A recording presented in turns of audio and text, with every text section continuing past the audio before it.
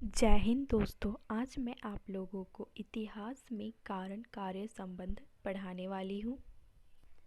आप पहले चैप्टर को समझिए। चैप्टर का नाम क्या है? इतिहास में कारण कार्य संबंध। कारण कार्य संबंध। देखिए, कारण कारण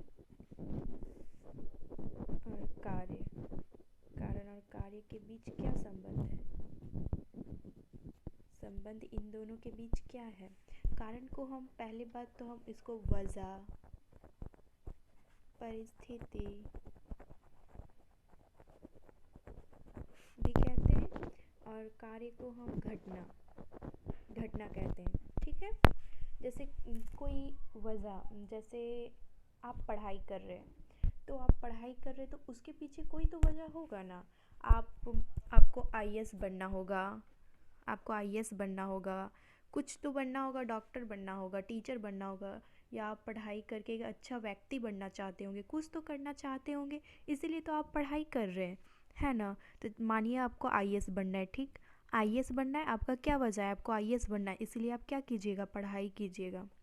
पढ़ाई क्या है? घटना है, ये घटित हो रहा है इसी के कारण। और किस किस कारण ये घटना घटित हो रही है? आईएएस बनने के कारण घटित हो रही है। वजह क्या बना? आईएएस। और उसके कारण हमको आईएएस बनना है जिसके लिए हम पढ़ाई कर रहे हैं।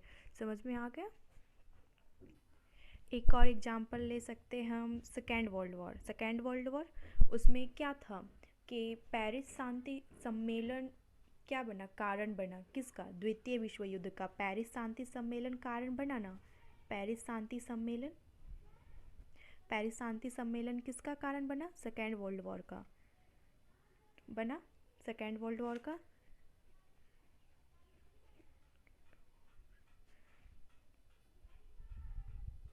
पेरिस शांति सम्मेलन के कारण ही तो द्वितीय विश्व युद्ध हुआ था, वर्साई की संधि के कारण। ठीक है, आपको चैप्टर समझ में आ गया, इतिहास में कारण कार्य संबंध। अब चलिए आपको आगे बताते हैं। देखिए, उस चीज़ को मैंने यहाँ भी लिखा है, कारण कार्य। कारण मतलब वजह, परिस्थिति। कार्य मतलब घटना। कार्य व घटना कोई भी तभी संभव है जब उसके पीछे कोई कारण है। बिना कारण का कोई भी घटना घटित नहीं होती है। एग्जाम्पल में द्वितीय विश्व युद्ध होने का मुख्य कारण पेरिस शांति सम्मेलन था। द्वितीय विश्व युद्ध होने का मुख्य कारण क्या था? पेरिस शांति सम्मेलन था ना, तब हुआ।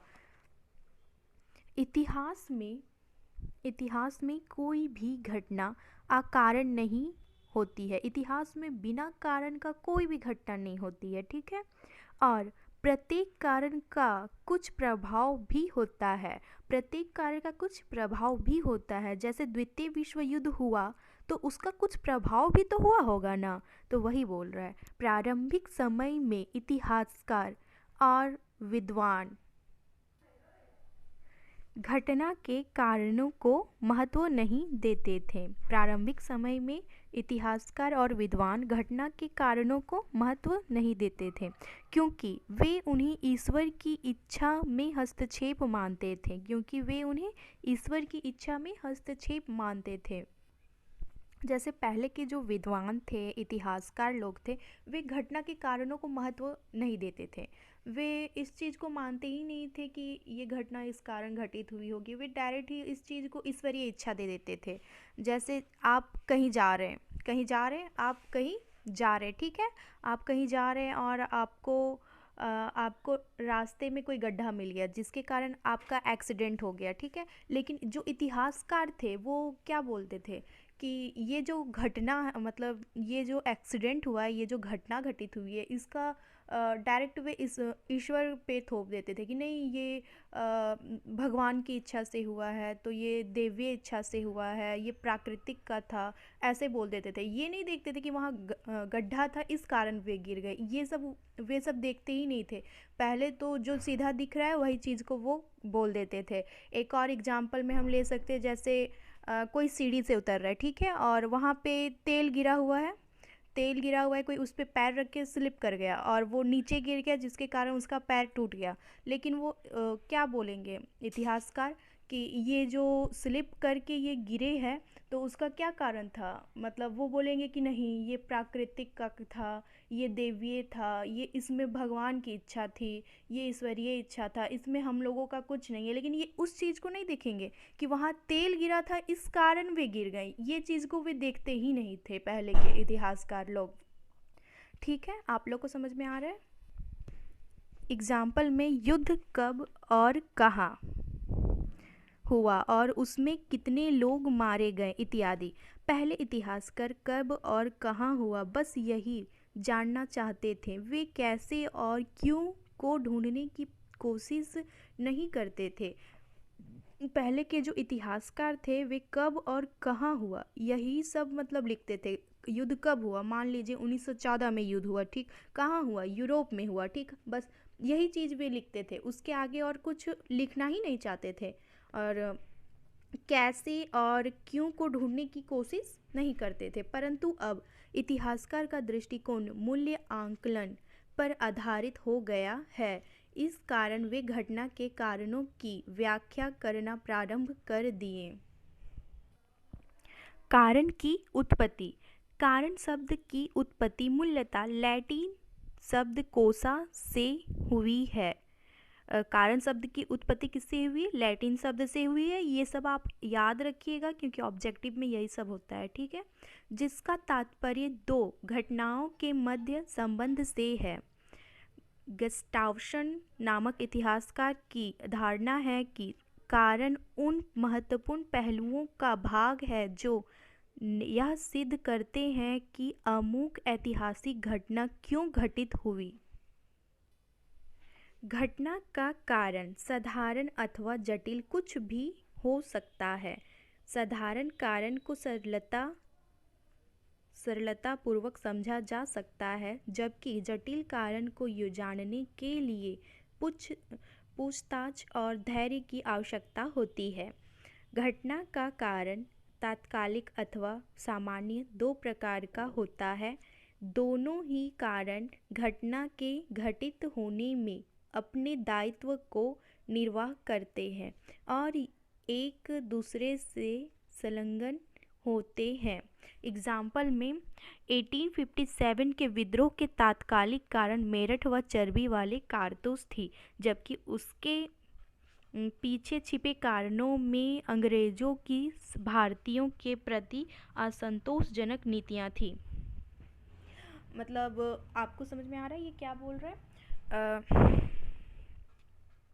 घटना का मुख्य कारण तात्कालिक कारण होता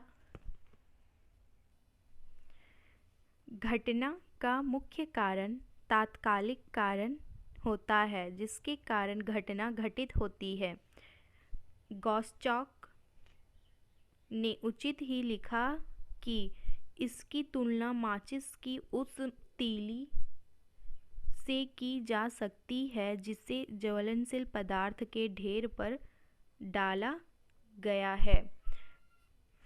जैसे द्वितीय विश्व युद्ध होने का तात्कालिक कारण क्या था? तात्कालिक कारण जर्मनी का पोलैंड पर आक्रमण था, लेकिन उसके पीछे कई कारण थे, कई कारणों से हुआ है ये। राष्ट्रसंघ की असफलता, वर्साई की संधि और प्रथम विश्व युद्ध के कारण, इसका बहुत सारा कारण था जिस कारण मतलब द्वितीय विश्व युद्ध घटित हुआ था। लेकिन इसका तात्कालिक कारण क्या निकला? पोलैंड पर आक्रमण, जर्मनी ने पोलैंड पे आक्रमण किया और युद्ध स्टार्ट हो गया। तो उसी प्रकार क्या बोल रहे हैं गॉस्चॉक कि इसकी तुलना माचिस की उस तीलियों से की जा सकती है जिसे ज्वलनशील पदार्थ के ढेर पर डाला गया है। मतलब क्या हुआ कि ज्वलनशील पदार्थ कुछ भी है, मान लीजिए मिट्टी का तेल ही गिरा हुआ है और वहाँ पे अगर हम एक माचिस की तिल्ली मार दे तो वो तो हदक ही ना जाएगा। उसी प्रकार द्वितीय विश्व युद्ध होने का तो बहुत सारा कारण पहले से ही था, बहुत सारा कारण पहले से उत्पन्न हो चुका था, लेकिन वहाँ पे माचिस की तिल्ली वाला काम कौन सा कारण किया? पोलैंड पर आक्रमण। बस पोलैंड पे, जर्मनी ने पोलैंड पे आक्रमण किया और द्वितीय विश्व युद्ध स्टार्ट हो गया। आप लोगों को समझ में आ रहा हो तो प्लीज़ कमेंट में ज़रूर लिखिएगा। यह सत्य है कि तात्कालिक कारण पर अधिक बल दिया जाता है और इतिहासकार का इस और अधिक ध्यान रहता है। वे तात्कालिक कारणों से तो सहमत होते हैं, परंतु वे छिपे कारणों की भी खोज करते हैं। वे क्या करते हैं, तात्कालिक कारण से तो वे सहमत हैं कि हाँ ये तात्कालिक कारण था, पोलैंड पर जर्मनी ने पोलैंड पे आक्रमण किया, ये तात्कालिक कारण था, लेकिन इसके पीछे भी तो बहुत सारे कारण थे ना, वर्साई की संधि थी, तो और क्या क्या थे, तो वो सब भी तो वो लिखेंगे ना, उस चीज़ पे भी मतलब वो फोकस करते हैं और उस चीज़ को भी ढूंढ के लिखते हैं। गुस्टेवसन के अनुसार अत्यंत दूर के कारण इतिहास में किसी विशेष स्थिति को स्थापित करते हैं और संपूर्ण ऐतिहासिक स्थिति को संभव बनाते हैं। एग्जाम्पल में पेरिस की संधि द्वितीय विश्व युद्ध का मूल कारण थी। अतः प्रत्येक वस्तु किसी कार्य का फल होता है। ठीक है। कारण की अवधारणा, कॉन्सेप्ट ऑफ काउज। कारण की अवधारणा के संबंध में भी इतिहासकारों के अलग अलग विचार व्यक्त किए हैं। मतलब कारण की अवधारणा में भी इतिहासकारों ने अपना अलग अलग विचार व्यक्त किया है। चलिए अब देखते हैं अरस्तू ने क्या कहा है। अरस्तू कहते हैं, कारणों के अभाव में किसी घटना अथवा कार्य का होना असंभव है। मतलब बिना कारण का तो कोई घटना कार्य होता ही नहीं है। बस अरस्तू यही बोल रहे कि असंभव है, बिना कारण का कोई घटना कार्य नहीं होता, ये चीज़ असंभव होता है। कलिंगवुड क्या कहते हैं, कारण की अवधारणाओं को सभी विद्वानों ने 18वीं शताब्दी में व्यक्त किया है। कारण की अवधारणाओं को 18वीं शताब्दी में ही सभी विद्वानों ने व्यक्त कर दिया था। रेनियर ने क्या बोला है, किसी भी घटना के एक नहीं अपितु अनेक कारण होते हैं। किसी भी घटना के एक नहीं अपितु अनेक कारण होते हैं, इसके कई कारण होते हैं। ठीक है। E.H. कार क्या बोलते हैं, अतीत की घटनाओं को क्रमबद्धता प्रदान करना और कारण व परिणाम के परस्पर संबंध को क्रमानुसार वर्णित करना ही इतिहास है। ठीक है। यद्यपि कलिंगवुड का यह मानना है कि इतिहास अतीत के मानवीय कार्यों का अध्ययन है, परंतु इससे सब विद्वान सहमत नहीं हैं, क्योंकि अनेक घटनाओं में मानवीय प्रक्रिया के स्थान पर प्राकृतिक कारण प्रधान होते हैं। महमूद तुगलक की कर वृद्धि की योजना की असफलता में अकाल की मुख्य भूमिका रही। शेर शाह द्वारा हुमायूं को पराजित किए जाने में बाढ़ का योगदान रहा और रूस में नेपोलियन के पराजित का भी मुख्य कारण अत्यधिक सर्दी थी। इतिहासकार वाल्स ने कारणों के महत्व पर विशेष बल दिया और उनकी क्रमबद्धता पर भी बल दिया है। उनके मत का समर्थन करते हुए टेने ने भी लिखा है कि इतिहासकार एक बुनकर होता है जो बिखरे हुए सूत्रों को सूक्ष्म दृष्टि से एकत्रित करके उन्हें कपड़े के रूप में प्रस्तुत करता है। क्या बोला है टेने ने, याद रखिएगा, आपको ऑब्जेक्टिव में ये सब मिल सकता है। टेने ने क्या बोला है कि इतिहासकार एक बुनकर होता है। क्या होता है, बुनकर होता है। ठीक है। ये एक बुनकर होता है जो सूक्ष्म कपड़ों, मान लीजिए छोटे छोटे धागे को जोड़ जोड़ कर ये क्या बना देता है, एक कपड़ा बनाता है ना। तो वही बोल रहा है कि इतिहासकार भी एक बुनकर ही है जो मतलब बिखरे हुए साक्ष्यों को कहीं कहीं से, मतलब सारे साक्ष्यों को एकत्रित करके वो क्या बना देता है, उसको इतिहास बना देता है। कहीं से क्या है, कहाँ क्या है, सब चीज़ को वो बहुत ही सरलता से एकदम मतलब अच्छे ढंग से बोल सकते कुछ भी, मतलब उस चीज़ को अच्छे से पढ़ के, उस चीज़ को समझ के वो उस चीज़ को लिखता है। और हम उस चीज़ को हम क्या बोलते हैं, इतिहास बोलते हैं। इतिहास में कार्य कारण संबंध।